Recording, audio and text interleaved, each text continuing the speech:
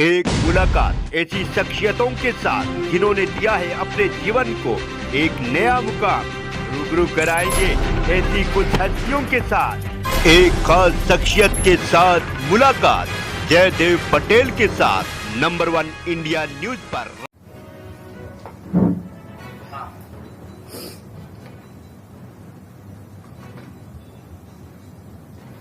नमस्कार व्यूअर्स, मैं हूं जयदेव पटेल और आप देख रहे हैं नंबर 1 इंडिया न्यूज।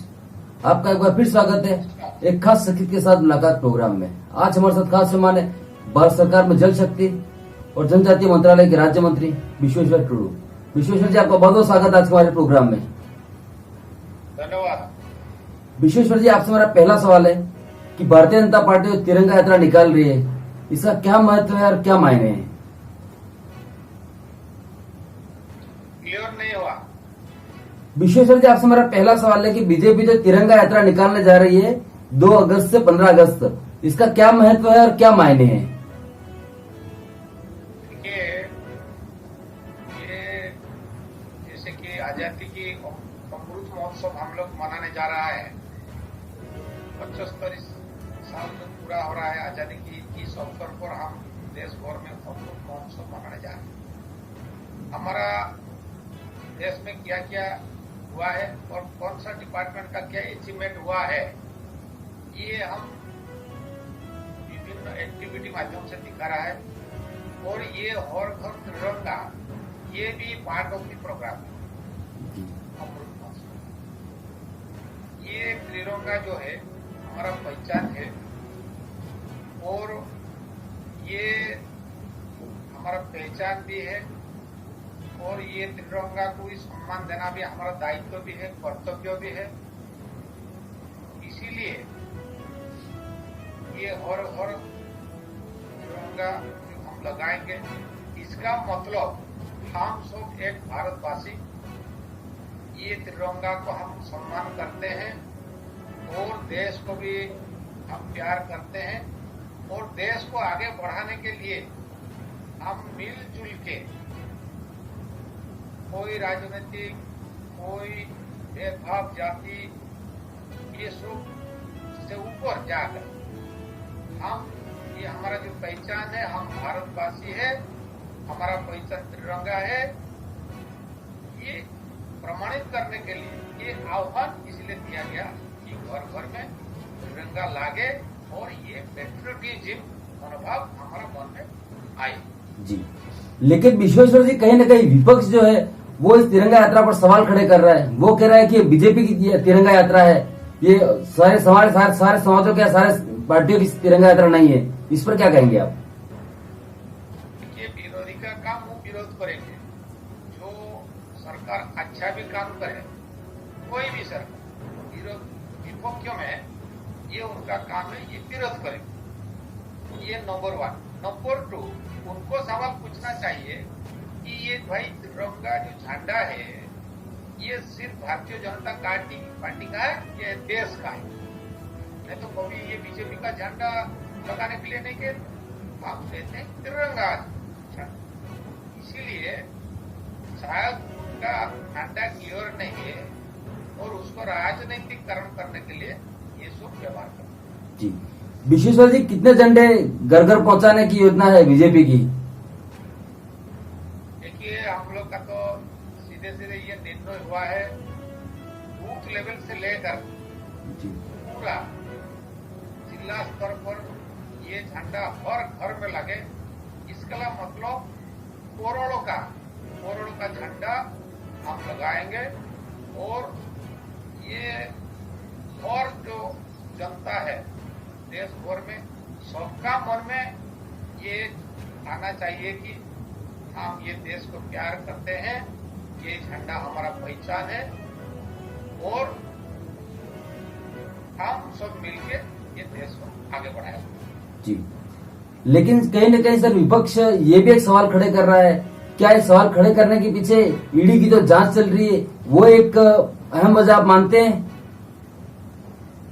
देखिए,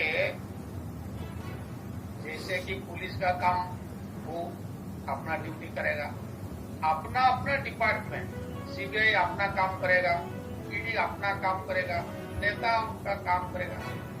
तो ये सब ये व्यवस्था है, ये व्यवस्था है। इसका मतलब नहीं कि पीढ़ी चला गया इसलिए कि ये बीजेपी का काम है, ये काम वही कुछ होगा। तो डिपार्टमेंट है वो अपना काम करेगा। ये सीधे सीधे बात है। 50-60 तक वो जो देश में शासन किया और जो किया है उसी टाइम ये अभी पता चलता है। और जो पकड़ा जाते हैं ये सब ऐसे हालत लगा। विश्वेश्वर जी, 75 साल जब आजादी का ये पर्व हम मनाने जा रहे हैं, अभी भी बीजेपी के सामने या कहीं न कहीं भारत सरकार के सामने ऐसी 3 चुनौतियां अभी भी कौन सी हैं जो बरकरार हैं? नहीं, देखिए हम देखेंगे तो आज 75 साल पूरा होने जा रहा है। भारतीय जनता पार्टी या एनडीए का सरकार को देश में शासन करने के लिए ज्यादा से ज्यादा 14 साल मिला। स्वर्गत अटल बिहारी वाजपेयी जो प्रधानमंत्री बने 6 साल और अभी 8 साल पूरी हुई। तो हम देखेंगे तो पूरा 14 साल ही शासन करने के लिए मौका मिला। बाकी 60 साल तक कांग्रेस या उस मेंटालिटी का जो राजनीतिक पार्टी है देश में शासन किया है। इसीलिए स्वाभाविक रूप से हम देखेंगे कि 60 साल वर्सेस 14 साल, तो 60 साल में उन लोग कुछ नहीं किया। तो 14 साल में जितना भी हुआ है, मैं तो कहूँगा 60 साल में जितना और नहीं पाया, 14 साल में एनडीए या भारतीय जनता पार्टी बहुत कुछ किया है। लेकिन विरोधी इसमें वो कभी सोचा नहीं था कि ऐसा भी काम हो सकता है, क्योंकि पहले भी जो प्रधानमंत्री था देश का, उनका पास भी वही क्षमता था, उनका वही प्रोटोकॉल था, वही व्यवस्था ही था। सो विरोधी का काम ये विरोध करेंगे। और अभी मैंने जैसे कहा कि आज देश का प्रधानमंत्री नरेंद्र मोदी ये आज देश का नेता नहीं, विश्व का नेता बन चुका है। ये कभी कल्पना नहीं कर सकते हैं कि आज नरेंद्र मोदी या भारतीय जनता पार्टी इतने आगे बढ़े। विश्वेश्वर जी, अगर हम संसद की बात करें या कहीं न कहीं देश में बढ़ती महंगाई की बात करें, तो विपक्ष बार बार सवाल खड़े कर रहा है और विपक्ष आरोप लगा रहा है बीजेपी के ऊपर कि आप लोग चर्चा नहीं करना चाहते हैं, आप लोग चर्चा से भाग रहे हैं संसद में। ये बेकार की बात है। उस दिन मैंने भी राज्यसभा में था। ये देखिए 19 सांसद राज्यसभा में सस्पेंड हुए। जब हमने कोशिश की कि आप लोग वो विषय को लेकर आप हलागुला मत करिए, जो देश के हित के लिए आता है। आप जो कहते हैं कि महंगाई ये जीएसटी में ये बहुत सारी विषय, उसका ऊपर आओ और आप वो सस्पेंड को वापस कर लो, ये हुआ, ईडी क्यों गया, ये विषय को लेकर हाउस में क्यों हलागला कर तो आप आइए और इस विषय पर चर्चा करिए, उसका समाधान एक से करें और वो विषय पर आइए। लेकिन वो लोग वो नहीं करते हैं। और लेकिन बाहर में क्या कहते हैं कि नहीं ये महंगाई बढ़ गया, ये हो गया, हम चर्चा करने की कोशिश कर रहे हैं, चर्चा नहीं हो रहा है। कौन मना कर रहा है? कौन मना कर रहा है? हम लोग तो कहते हैं कि आओ चर्चा करें और सुझाव दें कैसे इसकी कंट्री किया जा सकता है।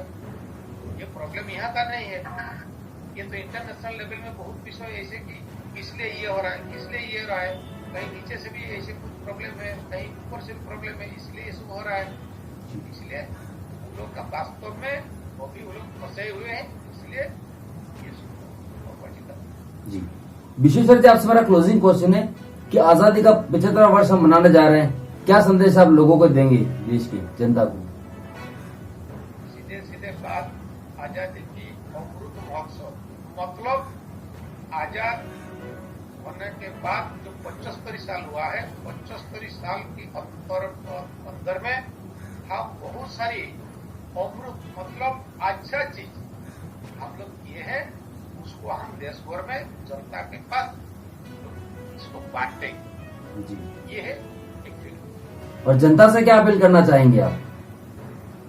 निश्चित भाव में हम अपील करेंगे। देखिए ये जो देश में सुशासन शुरू हुआ है स्वर्गत अटल बिहारी वाजपेयी के समय से, अभी नरेंद्र मोदी तो हम सब मिलके फिर अच्छा सरकार कैसे आए, मतलब अच्छा शासन कैसे मिले और देश कैसे आगे बढ़े, सारा विश्व में भारत का सम्मान कैसे बढ़े, ये हम सब मिलजुल के करेंगे। जी, विशेश्वर जी, आपने नंबर 1 इंडिया न्यूज के लिए समय निकाला, उसके लिए आपका बहुत बहुत धन्यवाद।